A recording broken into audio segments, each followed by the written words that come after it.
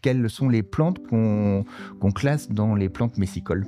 On a tous vu ces tableaux peints par Claude Monet, les coquelicots, des champs où on voit que du rouge. Mais il y a aussi des céréales dedans, c'est des champs de blé avec des coquelicots. Et l'autre fleur vraiment emblématique qui était très visible, c'est le bleuet. En gros, depuis les années 40 et depuis la mise en place du catalogue des variétés, on a un virage vers des semences qui sont de plus en plus produites par des semenciers, donc qui sont achetées par les agriculteurs et qui permettent en fait d'avoir des semences extrêmement productives, mais dans lesquelles du coup on n'a aucune graine de coquelicot, de bleuet, de marguerite. Il y a une première idée fausse, c'est qu'il y aurait les humains d'un côté et puis la nature sauvage de l'autre. Parce qu'en fait là, c'est bien les humains qui ont créé les milieux qui permettent à ces messicoles de vivre. Donc les humains aussi fabriquent de la nature.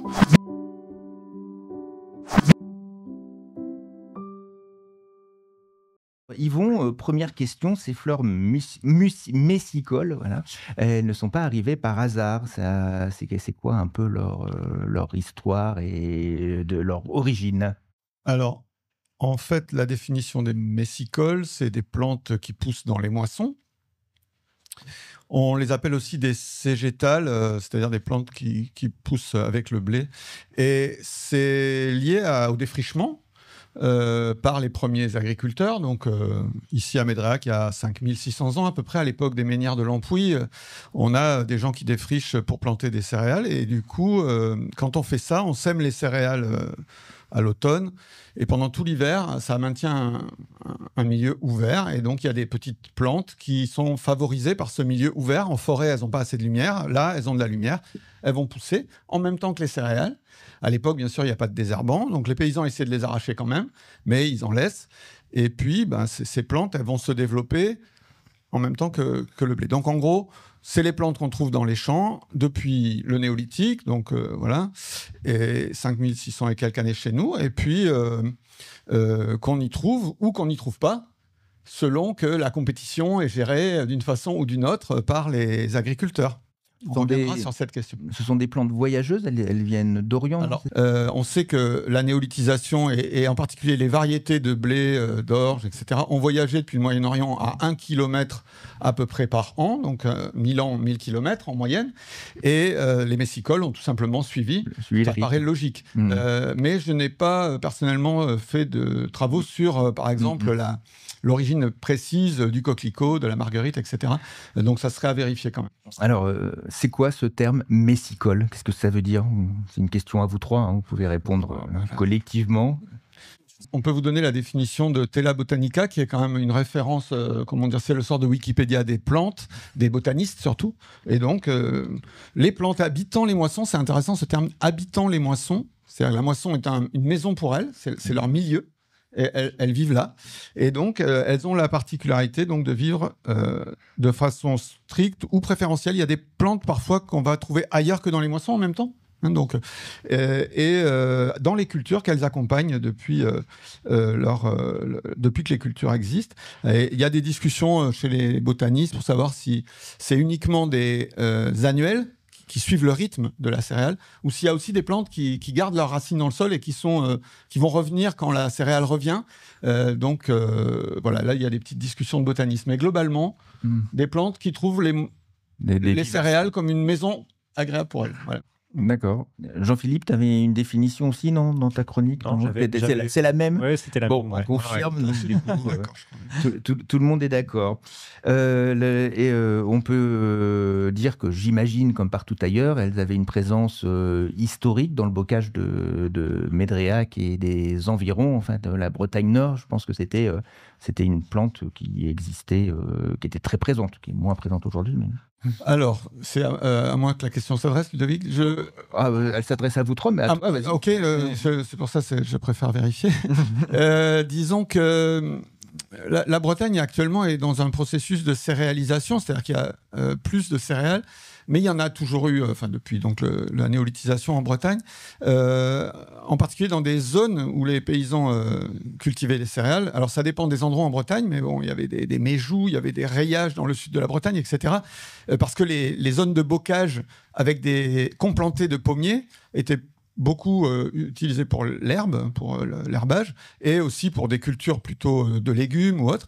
Mais les zones un peu ouvertes où on cultivait les céréales, donc là, effectivement, il y avait probablement, enfin, j'y étais pas, mais on peut imaginer qu'il y avait des messicoles. Il n'y a pas de souci là-dessus. Après, l'association avec le bocage n'est pas spontanée. C'est-à-dire que le bocage, c'est un paysage avec des champs entourés de haies, mais ça peut être des prés aussi entourés de haies.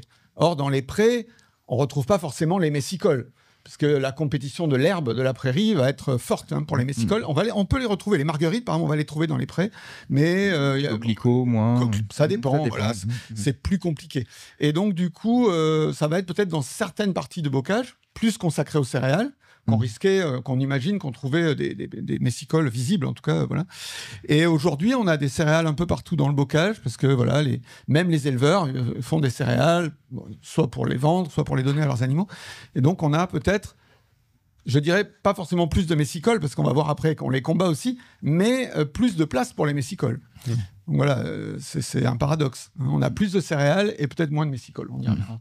Et puis, alors, il y a une chose que tu dis, que je t'ai déjà entendu dire, c'est que le paysage de Médréac autrefois ou de la Bretagne d'autrefois, c'est des bocages et des pommiers. Donc, ça, c'est quelque chose qui a quand même beaucoup changé. Oui.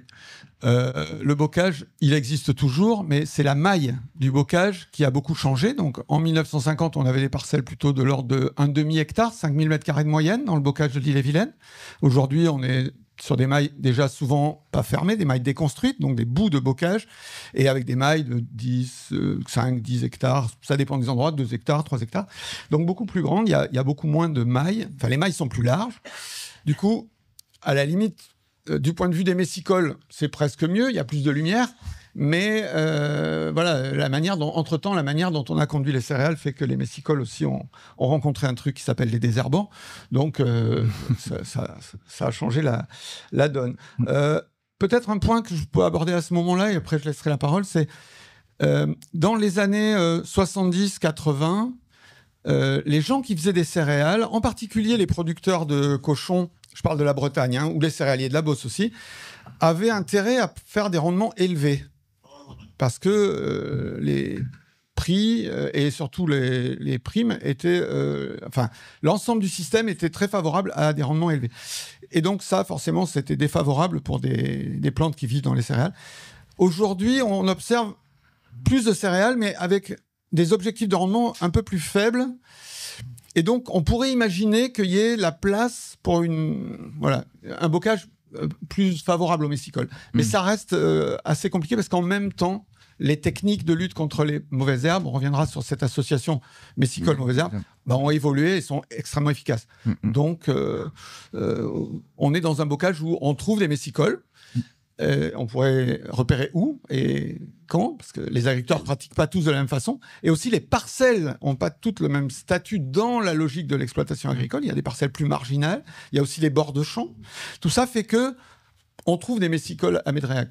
Voilà. Mais sans doute pas dans les proportions des champs de céréales du 19e siècle ou des années 50. Après, peut-être juste pour comprendre pourquoi est-ce qu'on n'observe plus forcément ces fleurs messicoles dans les champs, on a évoqué les désherbants, les herbicides, donc des produits chimiques qui permettent de lutter contre les mauvaises herbes et de permettre uniquement à la céréale qu'on cherche à cultiver de pousser.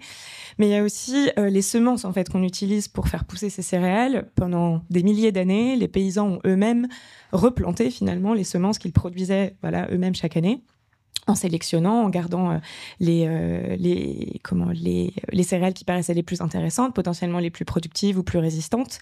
Mais en gros, depuis les années 40 et depuis la mise en place du catalogue des variétés, on a un virage vers des semences qui sont de plus en plus produites par des semenciers, donc qui sont achetées par les agriculteurs et qui permettent en fait d'avoir des semences extrêmement productives, mais dans lesquels, du coup, on n'a aucune graine de coquelicot, de bleuet, de marguerite. En fait, on a des champs qui sont très bien travaillés, d'une façon extrêmement technique, avec énormément de compétences et de connaissances par les agriculteurs, mais où cette biodiversité est liée, par exemple, aux fleurs messicoles, mais aussi à des plantes peut-être qu'on trouve moins jolies ou qu'on voit moins, là, a disparu finalement au fur et à mesure des décennies. Et on ne pourrait pas rajouter des semences de messicole dans les semences? On pourrait. Après, je pense que quand on moissonne, on est content d'avoir peut-être que du blé ou que de l'orge à la fin dans le silo.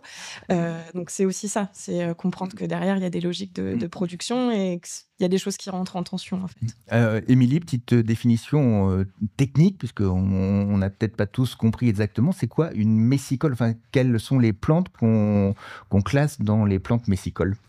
Eh bien, finalement, ça va être des fleurs des champs, mais aussi certaines graminées qui poussent dans des champs de céréales, principalement des céréales d'hiver comme le blé, l'orge, l'avoine. Et pas, par exemple, mais ça, Margot en parlerait mieux que moi, par exemple, pas forcément dans le maïs.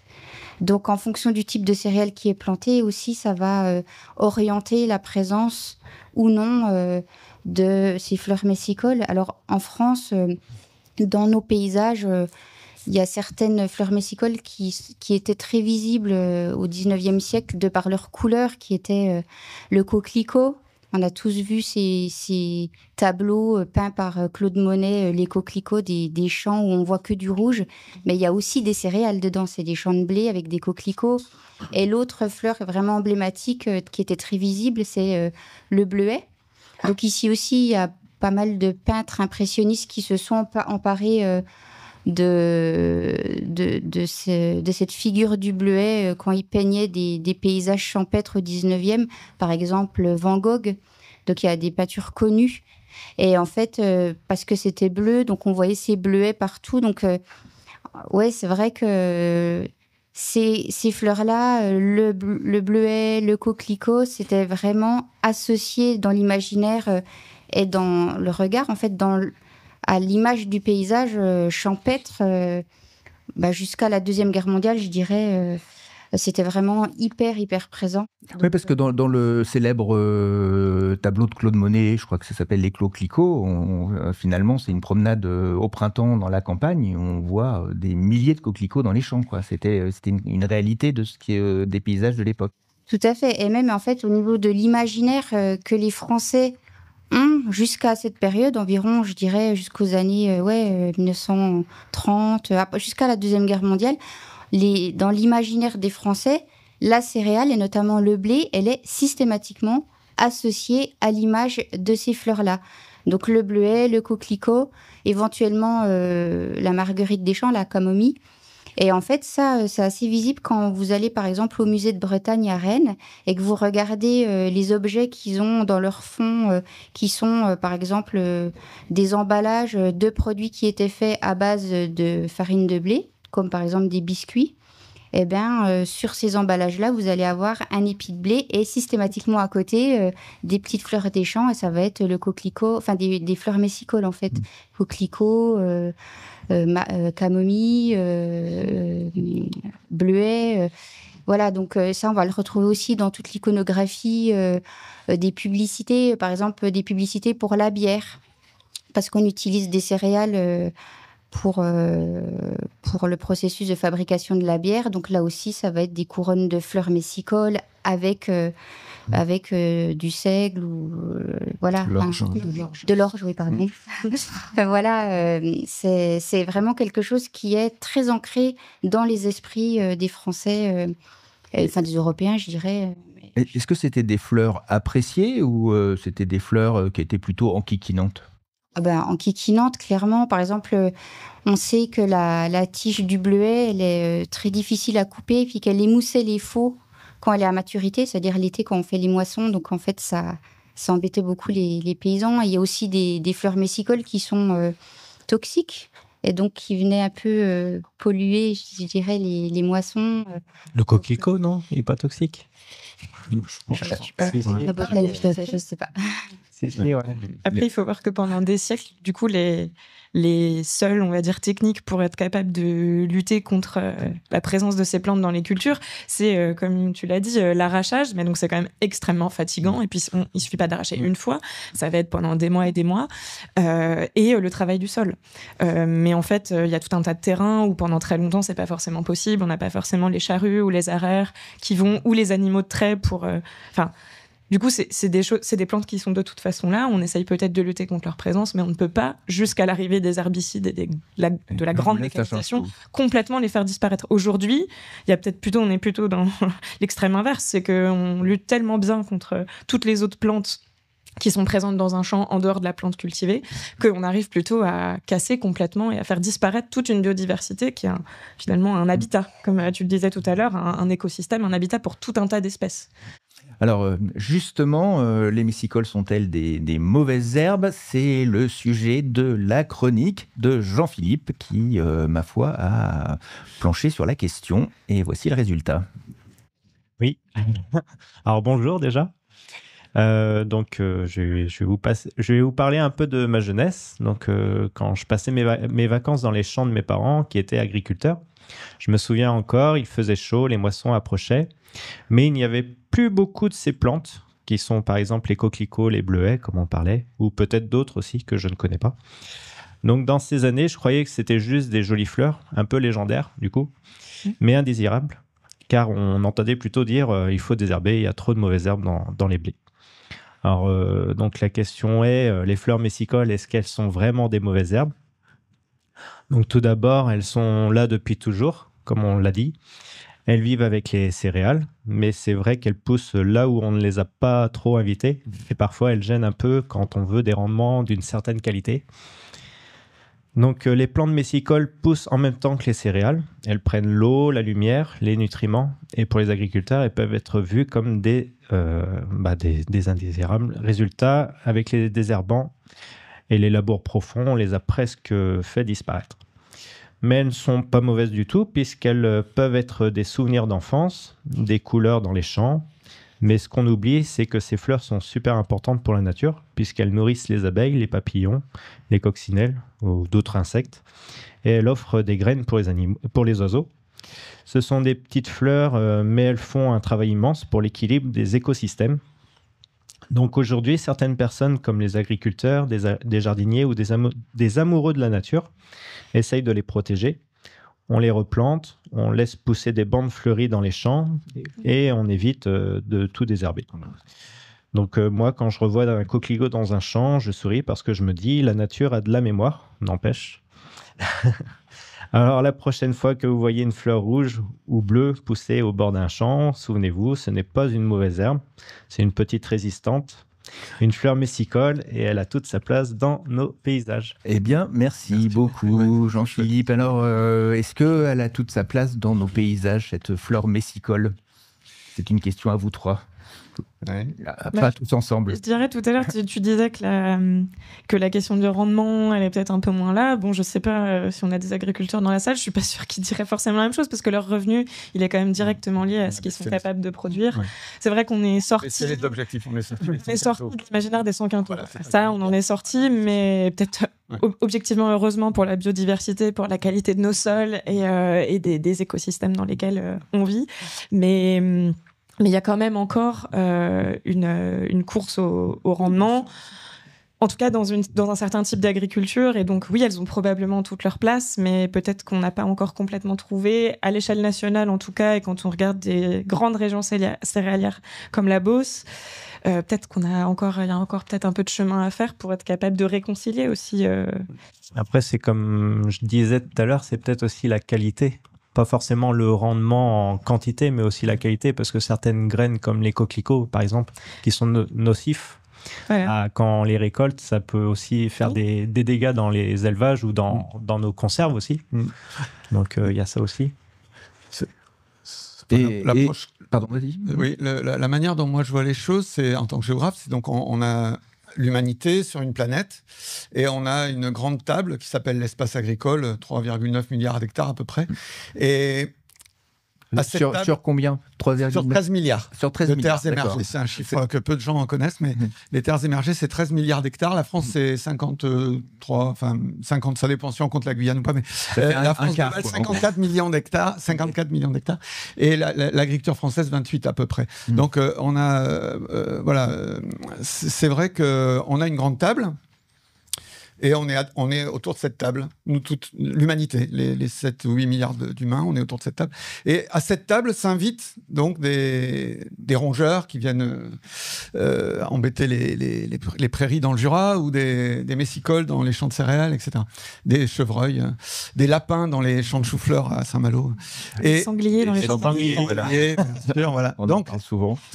C'est un terme que je trouve riche, c'est le terme de commensal, c'est-à-dire on a la commensalité, c'est le fait de partager la même table. Donc ça peut s'utiliser entre humains, mais ça s'utilise aussi pour parler des plantes commensales, et les animaux commensaux, c'est des plantes ou des animaux qui viennent se servir à la même table que nous. Alors ça peut être les poux dans la tête, mais ça peut être aussi, par exemple, les messicoles. C'est-à-dire à partir des mêmes ressources, lumière, sol, eau, elles partagent l'espace avec nous. Et donc, la question fondamentale, c'est quelle est la dimension de la table ? Est-ce qu'il faut défricher plus, par exemple ? Ou est-ce qu'au contraire, il faut intensifier, réduire la taille de la table, mais produire plus sur une table plus petite pour laisser de la place à la nature sauvage ? Et à l'intérieur de cette table, qui on invite ? Et qui on laisse venir ? Et donc, on a parlé, par exemple, de prairies fleuries. Les céréaliers font beaucoup ça. Ils ont besoin de champs propres. Parce qu'on a commencé à avancer pas mal d'arguments, mais il y a un autre argument, par exemple, au moment où on récolte les céréales, ici à Médréac, sur la route de Becherel, il y a un hangar, on voit les tas de céréales, et il y a des mesures qui sont faites, des mesures d'humidité. Si vous laissez beaucoup de mauvaises herbes dans le champ de céréales, les taux d'humidité vont être plus élevés. Il va y avoir peut-être, du coup, création de maladies cryptogamiques, donc de champignons qui vont se développer sur les céréales. Donc les paysans ont une vision globale et ils se disent, finalement, c'est plus avantageux, nettement, même pour moi, de les enlever que de les laisser. Du coup, on peut se dire, on va prendre une petite partie de la table, par exemple le bord de l'assiette, et laisser une prairie fleurie autour des champs de céréales. Les gens de la Beauce, tout ça, ou de Picardie, ils ont beaucoup fait ça, en se disant, ça sera joli quand même dans le paysage, et nous, ça nous embêtera moins. Donc c'est une autre façon de répartir ce qui nous revient, et ce qui revient, je dirais, à la nature, entre guillemets, sauvage. Ça arrivera peut-être un jour chez nous, puisque déjà, on fait les bandes enherbées auprès des rivières. Donc, il y a un côté écologique, puisqu'il ne faut pas traiter pour les rivières, mais cette chose-là pourra peut-être arriver aussi. Je pense. C'est une bonne forme de compromis, en fait. C'est une forme de compromis. Les messicoles, c'est vraiment important pour les insectes, les pollinisateurs. Enfin, ils peuvent pas se reporter. Enfin, j'imagine qu'ils peuvent se reporter sur autre chose, mais c'est quoi leur rôle dans ce cas de figure ? Je pense qu'à partir du moment où on a des grandes parcelles, le bocage, on a dit tout à l'heure, il a élargi ses mailles. Pour des insectes, il faut imaginer, pour un insecte, pour un papillon, etc., on a des distances entre deux haies, etc., qui deviennent très grandes. Et donc, toutes ces plantes qui sont des ressources pour eux, en hectares, etc., je pense que je ne suis pas spécialiste de cette question, mais j'imagine que c'est des éléments de diffusion, ça leur crée un espace moins hostile pour les abeilles, etc. J'imagine que si c'est pas spécialement traité, les céréales sont relativement peu traitées aux insecticides en Bretagne, on peut imaginer qu'elles vont en profiter. Je pense, j'ai le souvenir, un peu comme Jean-Philippe, dans ma jeunesse, d'avoir fait un stage chez un agriculteur céréalier dans le bassin parisien, où il y avait c'était le moment du changement de génération, il y avait un jeune qui s'installait, et son père qui partait à la retraite. Et lui, il se rappelait très bien, et même le jeune se rappelait très bien dans son enfance, des bergers qui amenaient des moutons transhumants dans le bassin parisien pour venir manger après la récolte des céréales, parce que toutes ces plantes créaient une sorte de prairie sous les blés, et il y avait des troupeaux de solognotes qui partaient de Sologne, où elles restaient l'hiver, et qui passaient l'été en transhumance dans les champs de céréales. Et donc, ça veut dire qu'il y a des ressources aussi pour les herbivores après la moisson dans les chaumes à partir de ces plantes-là. Donc, c'est un ensemble, effectivement, de ressources qui sont créées, je pense. Mais c'est aujourd'hui une forme de symbiose entre les productions animales et végétales qu'on a eu tendance, on va dire, dans l'agriculture la plus productiviste, à perdre. Pas uniquement à l'échelle de la ferme, mais même à l'échelle de régions entières, ici, on est en pleine Bretagne, on est quand même plutôt sur le grand atelier d'élevage de France, avec des concentrations en élevage de porcs et de poulets, de volailles absolument, qu'on a nulle part ailleurs, tout simplement. Et des régions comme la Beauce, je l'évoquais tout à l'heure, ou le bassin parisien, on produit beaucoup de céréales, mais où, du coup, c'est aussi tout un tas de cycles chimiques en fait, de nutriments qui sont apportés par les déjections des animaux quand ils vont pâturer sur les terrains ou quand on utilise le fumier et qu'on épand le fumier, qui sont perdus parce qu'on a remplacé ces fertilisations par des engrais chimiques produits par l'agro-industrie. Donc il y a tout un tas de cycles comme ça qui se sont aussi arrêtés en fait, qui ont été stoppés. C'est pas impossible de revenir sur certaines pratiques et de les changer, mais c'est sûr qu'il y a eu une forme de rupture dans les dernières décennies. Ok. Petite anecdote, la nielle des blés, vous savez ce que c'est? J'en ai un exemplaire dans mon herbier, mais c'est rare, c'est dur à trouver. Ah oui. Alors il paraît que c'est la belle empoisonneuse. Voilà, c'est ça que j'ai trouvé dans le... Parce qu'en fait, c'est une messicole, mais qui est toxique. Oui, voilà. Il vaut mieux pas trouver, mais c'est rare, on la trouve pas. Oui, c'est une plante. C'est la même famille que les boutons d'or, et c'est plus mauvais que les boutons d'or. Et bien justement, pour nous parler des messicoles, nous avons une très jeune chroniqueuse qui nous vient donc de l'école des Sept Loups. Lilwen, bonjour encore. Lilwen, ça va? T'es prête? Alors, elle va nous dresser un portrait d'une fleur messicole. C'est à toi, Lilwen, de faire ta chronique.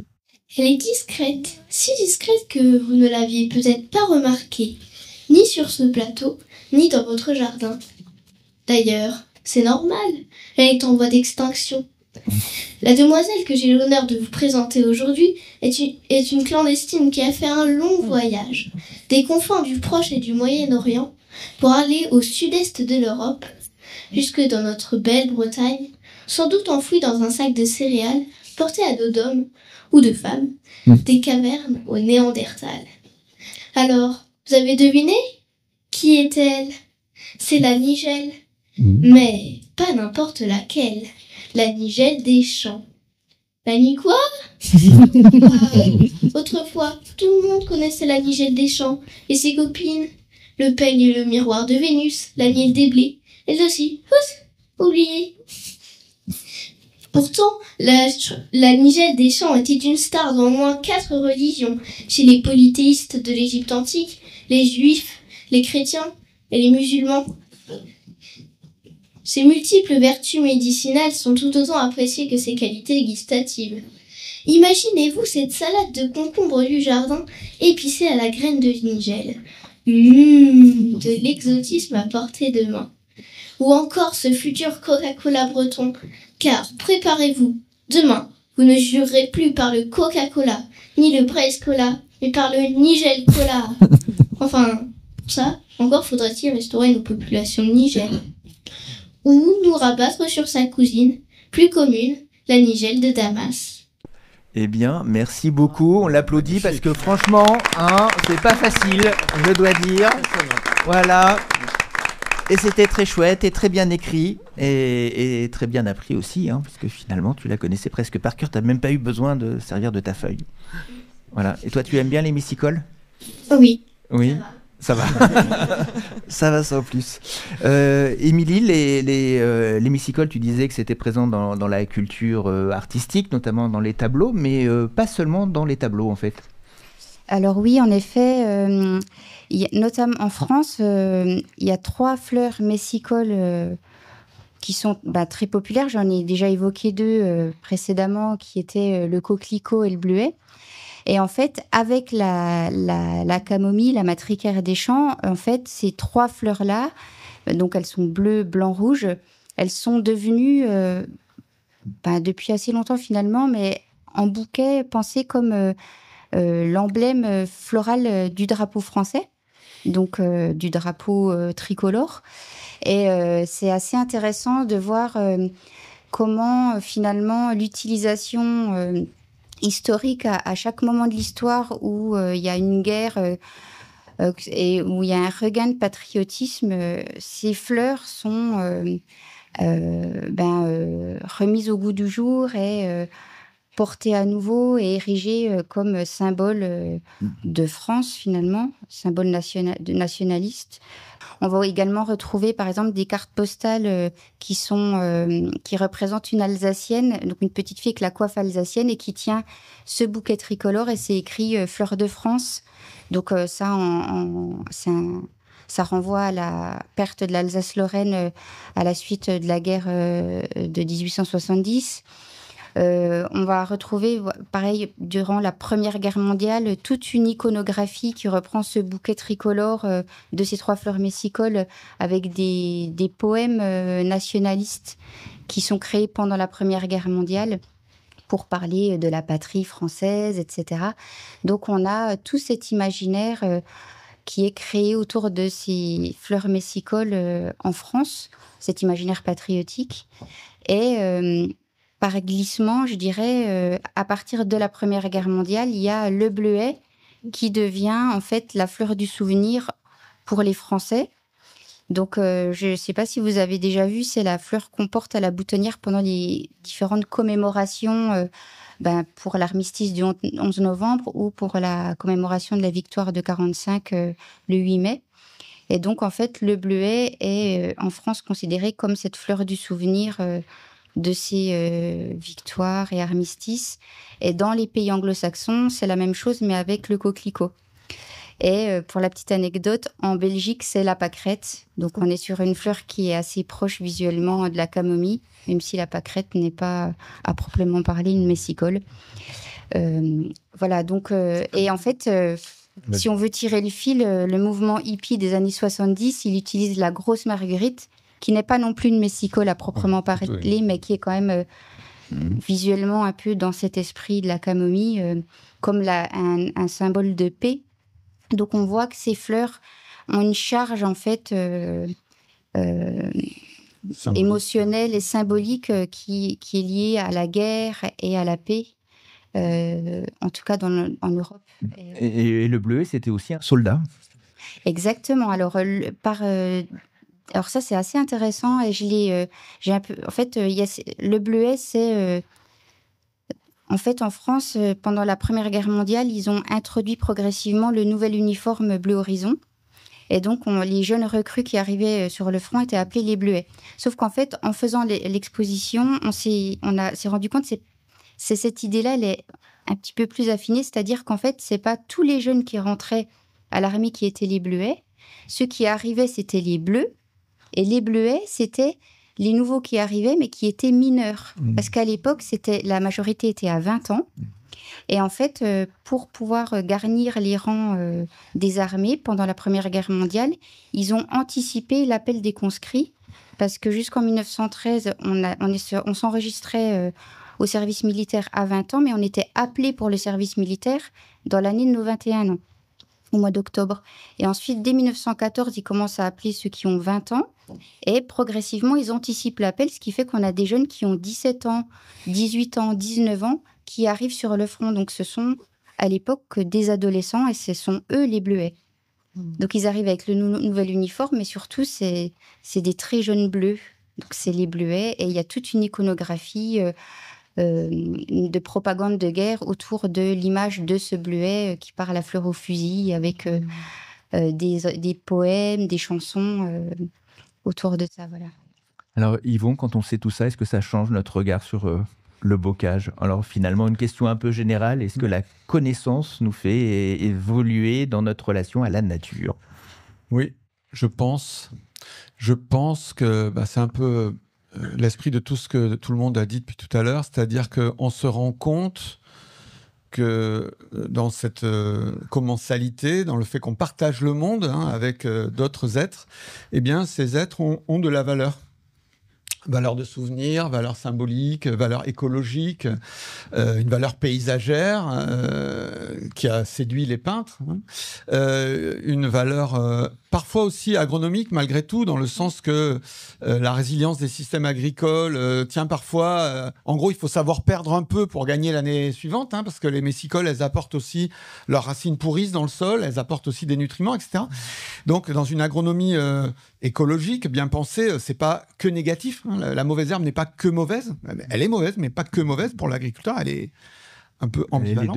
À partir de là, finalement, je trouve que ces messicoles, c'est ce qui m'a intéressé dans votre proposition collective d'organiser cette émission, c'est que ça nous amène à réfléchir de façon un peu fine sur la distinction nature-culture et sur notre rapport entre les humains et la nature, en combattant finalement deux idées fausses.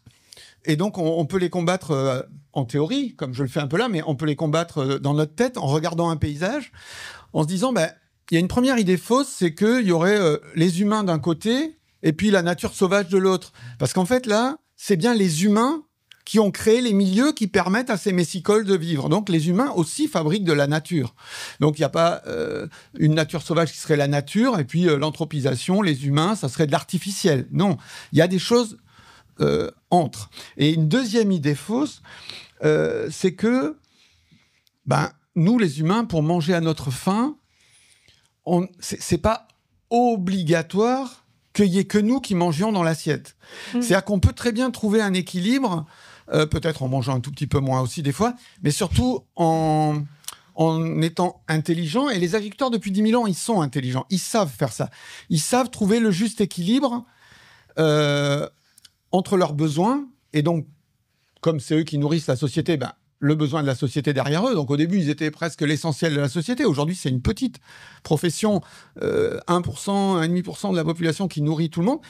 Donc, ils ont cette responsabilité-là. Et en même temps, il faut qu'ils trouvent des compromis avec la nature. Et donc, moi, je milite beaucoup pour ce qu'on appelle en anglais le land sharing, c'est-à-dire le fait de dire qu'avec la nature, on va partager l'espace, mais pas en disant qu'il y a d'un côté la nature sauvage, les réserves naturelles, et puis de l'autre, l'homme fait ce qu'il veut sur le reste, plutôt en se disant la nature et l'être humain peuvent partager des espaces et trouver des compromis à toutes les échelles, à l'échelle d'un pied de blé, voilà, à l'échelle d'une parcelle, à l'échelle d'un paysage, c'est le bocage, à l'échelle aussi, on l'a dit, de la France par exemple, en se disant, il y a des gens par exemple qui pensent que la Beauce, c'est pas grave qu'il n'y ait pas de nature, qu'il y en a assez dans le Massif central. Vous voyez ce genre de raisonnement? Eh ben moi je pense que c'est mieux qu'il y ait de la nature un peu partout, mais aussi du coup, attention, s'il y a de la nature un peu partout, il faut un peu plus d'espace agricole, parce que si les agriculteurs partagent leur espace, leurs rendements vont être un peu plus faibles, ils vont disposer d'un peu moins d'espace. S'ils font une prairie fleurie, à cet endroit-là, ils récoltent pas.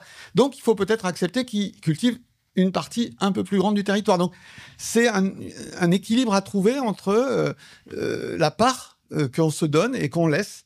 Voilà. Et ça, je trouve que c'est une question fondamentale. Quand on observe le bocage breton, qu'est-ce qui relève de l'humain? Qu'est-ce qui relève de la nature? Et comment ça s'articule? Comment ça se tisse? Et ça, c'est un regard que on peut faire en associant des écologistes qui connaissent les plantes, qui connaissent, etc., et des agriculteurs. Et là, il y a un vrai travail de randonnée partagée, etc., pour construire ce regard sur une nature qui est une nature partagée. Un land sharing, c'est partager l'espace.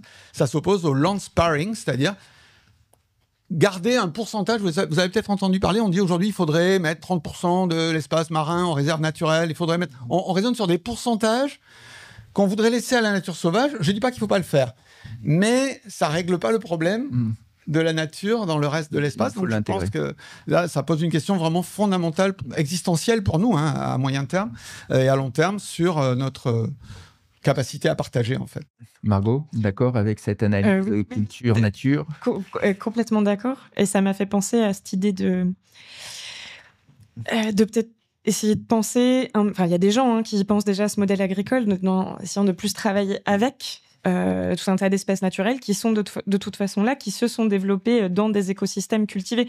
On parlait de paysage. Le bocage en soi n'a rien de complètement naturel. Le bocage, il existe parce qu'il y a eu des sociétés humaines depuis des siècles qui ont cultivé ces territoires d'une certaine manière pour leur propre alimentation, mais qui dans le même temps en ont fait un espace de vie, un habitat pour tout un tas d'autres espèces qui ne se développent et qui ne vivent bien que parce qu'il y a ce bocage qui est finalement co-cultivé. Et donc là, on est bien dans cette idée de travailler avec et finalement pas contre d'autres espèces. Pour ça, il faut aussi, je pense, les connaître. Donc, tu évoquais la question peut-être des randonnées où on apprendrait un peu dans quel espace on vit. Et si on connaît mieux, probablement, on a aussi moins peur de certaines espèces. Là, on a parlé de fleurs. Les fleurs, c'est joli. Quand on commence à parler d'insectes, alors les abeilles et les papillons, ça va, mais d'autres insectes, peut-être un peu moins. On sait aussi comprendre que chacune de ces espèces, elle a un rôle à jouer dans toute une chaîne, en fait. Et ça, je pense que c'est pas du tout impossible à faire, en fait. On peut tout à fait y arriver. C'est sûr, et merci. Alors, pour conclure cette émission, nous donnons la parole à notre chroniqueuse littéraire, ma foi, qui va nous présenter de très jolis livres sur le sujet. Martine Lerus, qui est aussi chroniqueuse littéraire sur la radio, qui tient une émission qui s'appelle Sésame, que je vous invite à écouter. Elle passe tous les mercredis, je crois, hein, c'est ça. Tout à fait. Voilà. Et puis, alors, quels sont les livres que tu nous présentes aujourd'hui, Martine? Beaucoup. Il faut que tu sois proche de son micro. Oui, je suis proche de mon micro, ça marche. Pas mal de livres. Je commence avec un livre sur le chant du symbolique. Alors, à l'intérieur de cet ouvrage, je ne sais pas si vous le voyez, à l'intérieur de cet ouvrage, en fait, c'est le myosotis qui est utilisé. Alors, vous la voyez en bordure de chemin aujourd'hui, et le symbole du myosotis, c'est l'amour véritable, mais aussi le souvenir. Alors, c'est pas une plante messicole, mais Catel, l'autrice, elle a fait cet ouvrage Un petit cœur heureux pour les enfants. Et à l'intérieur de cette histoire, on découvre comment partager et à quel point le partage et l'amour, ça fait du bien pour grandir. Catel, elle est juste à l'extérieur. Vous pouvez la rencontrer. Elle a énormément d'albums en lien avec la nature et notamment la nature qui nous entoure. Donc, vous pouvez aller la voir, faire dédicacer vos livres, discuter avec elle. Elle a plein de belles choses à vous proposer. Et on a eu son interview sur Radio Ondine. Exactement. Je l'ai eu en interview. Elle est super chouette. Un petit coup de cœur, un vrai coup de cœur qui fait énormément écho à tout ce que tu viens de dire, Yvon. C'est une BD de Patrick Lacan et Marion Besançon, Vert. Alors là, on est en rupture totale, on est en déconnexion entre l'humain et la nature. Et vraiment, malgré ça, malgré cette déconnexion totale, la nature va vouloir recréer une connexion avec les humains. Pour y arriver, les bébés vont naître avec des excroissances végétales. Donc, c'est plutôt surprenant. On va retrouver ces excroissances végétales vont toucher après d'autres personnes au niveau de la population. Ça va créer un clivage, comme toute pandémie, finalement. Mais ça va permettre de se reconnecter, pourquoi pas, à la nature. Alors, la BD, elle est superbe, elle est en noir et blanc. Le graphisme, il est majestueux, mais véritablement. Et là, dans cette bulle que vous voyez, on a une petite bulle qui signale, je cite, « sans écouter ce qui vit autour ». Et là, il parle bien des humains qui n'écoutent plus, ou en tout cas qui n'écoutent pas assez la nature. À la fin, la BD, elle est en couleur. C'est très beau, il n'y a plus de bulles, à vous de faire la suite. C'est majestueux, c'est une première BD de Marion Besançon, l'illustratrice. Franchement, artiste à suivre. Entre deux BD, je fais un petit saut sur un roman. Mais alors là, pépite, c'est Rousse de Denis Infante aux éditions Tristam. Une renarde qui va nous faire découvrir la lisière du bois. Elle a très envie de voyager. Elle va voyager dans un monde où l'homme a disparu. Les terres sont arides et les animaux doivent survivre. Elle va rencontrer énormément d'autres animaux, partager beaucoup de choses avec eux, nous faire découvrir beaucoup de nature. Surtout, un point très intéressant sur cet ouvrage, c'est que vraiment, il est écrit d'une manière très, très, très singulière. Quand vous lisez le livre, vous avez vraiment l'impression de lire à la vitesse du pas de la renarde. Vous lisez à la cadence du voyage de Rousse. C'est superbe. Je peux pas... Là, c'est un incontournable. On est d'accord. Alors, en fait, c'est simple. Champ de bataille de Inès Léraud et Pierre Vanov, c'est une BD. Vous n'avez pas le choix. La libraire, elle est juste à la sortie. D'accord ? Vous avez 1 heure. Voilà, elle s'est déplacée de l'Oudéac quand même pour nous, donc il faut en profiter. Voilà. Vous avez 1 heure pour l'acheter, la lire, et vous serez enraciné bien comme il faut pour l'émission numéro 2. D'accord ? Et là, moi, j'ai envie de vous en dire seulement un tout petit peu. En tout cas, sachez que le livre de Margot, on est bien d'accord. Tu me dis si je fais une erreur, mais le livre de Margot, Histoire de la modernisation agricole au XXe siècle, fait partie des sources qui ont permis de documenter cette bande dessinée. Ouais. Donc, en tout cas, moi, je t'ai retrouvée dedans. Hein, on est bien d'accord. Et donc, c'est l'histoire du remembrement de la France. Donc, malgré la population, et au détriment parfois du monde agricole, en tout cas. Donc voilà. Mais c'est surtout une histoire finalement assez mal connue, parce que on sait tous que le bocage diminue, mais moi en tout cas en lisant ce livre, j'étais pas forcément tout à fait conscient de la violence avec laquelle cette transition s'est faite. Oui. Et là, c'est très bien documenté et c'est facile d'accès, facile à lire. Les illustrations sont riches, donc voilà, vous n'avez plus qu'à lire. Voilà. Et acheter, c'est de l'autre côté, c'est ça. Dans une lettre, avec derrière le rideau. Qui vous attend. Elle a plein d'autres petites choses à vous proposer, mais voilà. Et enfin, un autre livre à acheter. Voilà. Bon, alors moi, là, franchement, je termine... je garde le meilleur pour la fin, c'est ce qu'on dit, non ? Je termine avec La grande migration des plantes et des humains. Pourquoi je termine avec celui-là ? Parce que nous avons la chance sur le plateau d'avoir 2 autrices. Donc, il a été écrit sous la direction d'Émilie Stoll et de Romain Simnel. Il est aux éditions de La Chaux. Alors, moi, quand je l'ai parcouru, je vous ai retrouvées toutes les 2 dans le chapitre sur les VA. Je me suis dit, les VA, j'en ai peut-être dans mon jardin. Qu'est-ce que c'est que cette plante ? Non, je vis pas du tout à la bonne latitude. Hein. Vous regardez la carte, c'est une plante tropicale, donc gloops, non. J'en ai pas dans mon jardin. Par contre, j'ai été extrêmement surprise et en tout cas intriguée. J'ai vu que le petit symbole était quand même sur l'Europe, notamment l'Allemagne, et sur les États-Unis. Alors, nous n'avons pas d'EVA, mais en Europe, on a essayé de cultiver un pissenlit, dit pissenlit à caoutchouc. Vous avez partagé toutes ces informations, toutes les 2. Elles sont dans cet ouvrage. Et j'ai plein de questions à vous poser.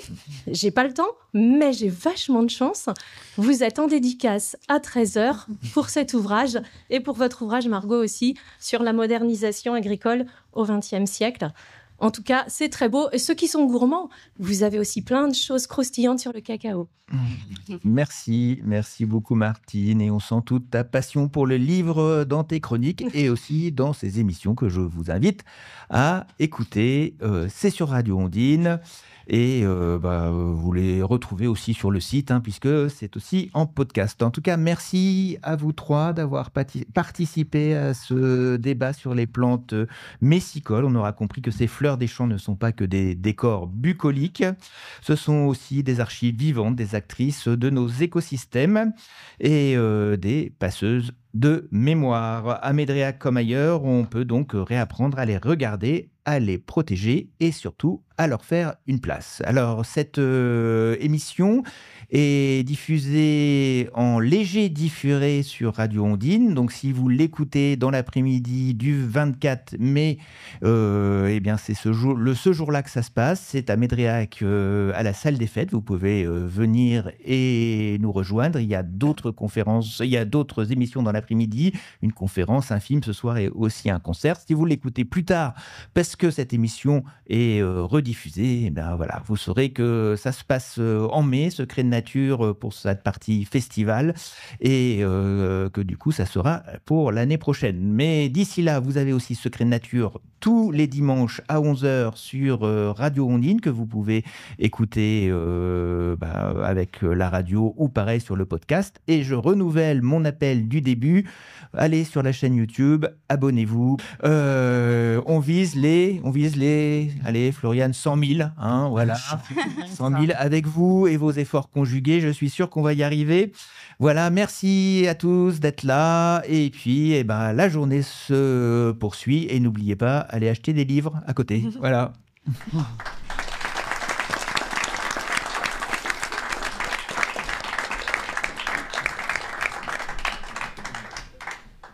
Et là, normalement, il y a un générique, mais voilà.